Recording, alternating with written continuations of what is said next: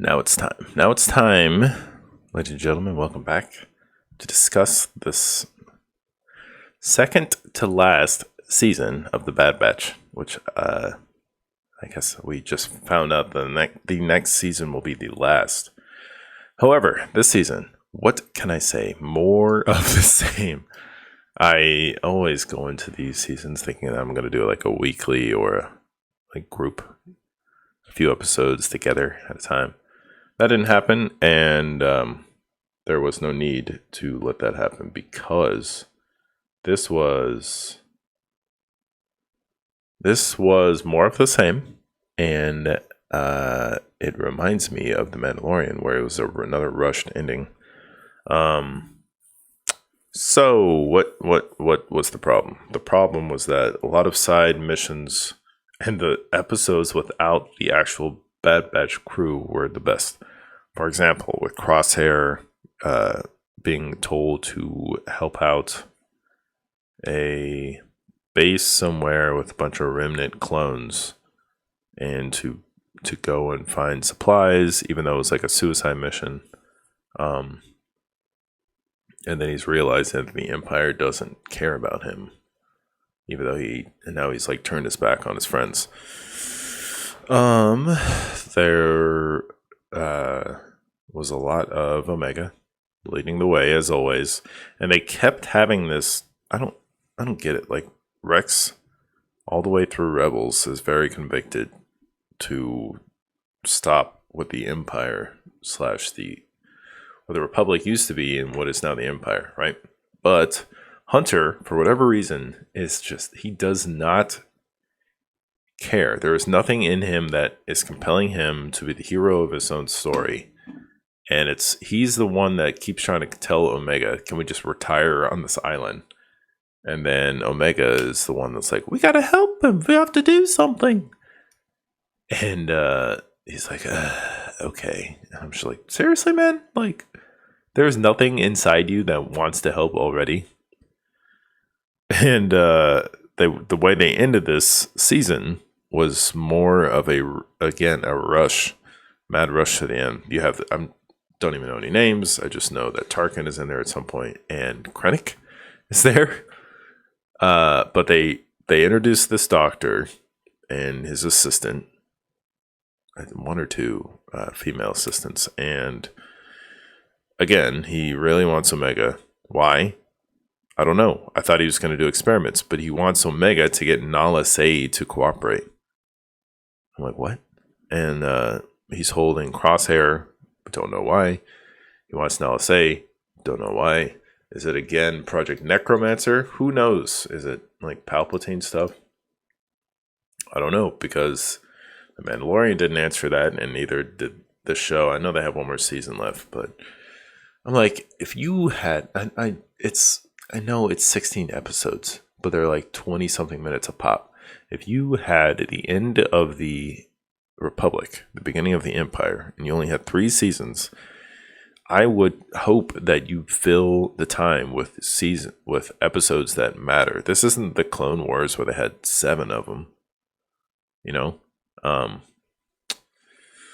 it's just so painful because they came into the end of the Clone Wars and they're like, man, this crew is cool. They were right in the middle of Order 66 and Palpatine taking over. But they're like, they changed their armor color. They're like, well, Sid has another mission for us. I didn't write notes for this one, but it's just more of that. They were doing all these little missions for Sid. They like sneakily just stopped communicating with her, and that's how they stopped working for her, which is pretty lame. Until the Doctor kind of uses her to get them. And then they want to retire to this island. And I'm like, what are you guys doing? Like, you have made the protagonist of this story not care about the main antagonist in the story, unless Omega says so, right? And they also found out that Crosshair was in trouble, but I think they would have given up. I guess they got the signal from Crosshair, but it's like come on, do something. As far as each of the characters, spoilers ahead. Crosshair is compelling. Echo cares, but Hunter, I don't understand Hunter. I will start and say that Tech and Wrecker are just caricatures, right? They try to make a thing out of Wanda Sykes' character and Tech, and I don't know why, and nothing happens. Tech falls. Everyone's speculating that he's not dead, but I mean, I like the guy enough to hope that he stays dead. Get out of the series. But and then Omega is just so insufferable. I hope people don't read into like uh you know, well, it's a girl, don't bash her. If the gender was swapped, it would be just as annoying because what? Echo leaves out of his own volition and she is upset. Tech, being as purely analytical as he is, doesn't really care. And Omega gets upset that he doesn't care. And I'm like, why are you trying to pull emotion out of the most emotionless one out of the batch? It didn't make any sense. And then I guess she kind of squeezes some emotion out of Tech. And it doesn't really go anywhere. Like, Tech doesn't open up to, what's her name? The Wanda Sykes lady any further. And then he dies. He falls off. And I feel bad that I didn't feel much emotion when he fell. Because they had a kind of a... They set it up as a gut-wrenching moment with a character that didn't earn any of that. Like, if they had spent the entire seasons, constant battles, and a character dies off every like season or half season, I'd be like, wow, this is serious.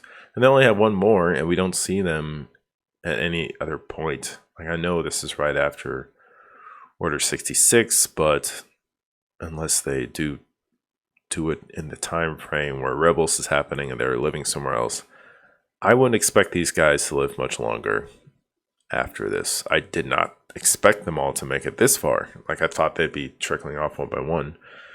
I saw this on a comment, something similar to how the Halo Reach game happened. Now, that was a game and it was much shorter, but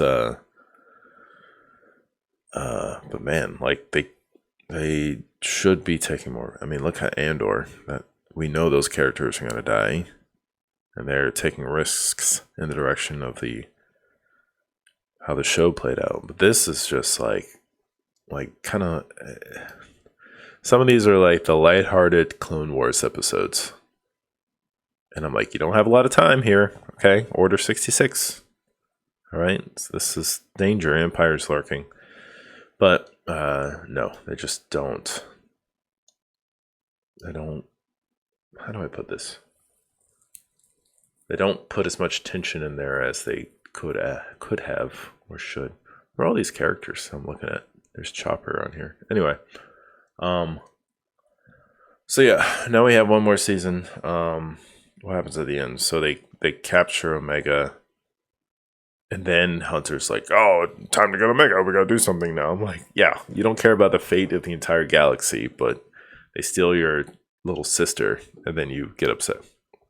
Also, they get Omega back. Or no, Omega's taken, and one of the doctor's assistants says, I'm your sister. Like, there was another female clone. I'm like, I don't care. Like, that was the big reveal at the end of the season. I'm your sister. I'm like, okay. I don't know. We don't know anything about her aside from she helps the doctor. So that's it. The entire season dragged, making the ending confusing and this feeling of being rushed. And now we only have one more season left, so they had better pick it up. Everyone is so annoyed with these side quest missions. I'm like, you better drop it. Because Sid's out of the picture now, so you better keep it dropped. Make it more tense.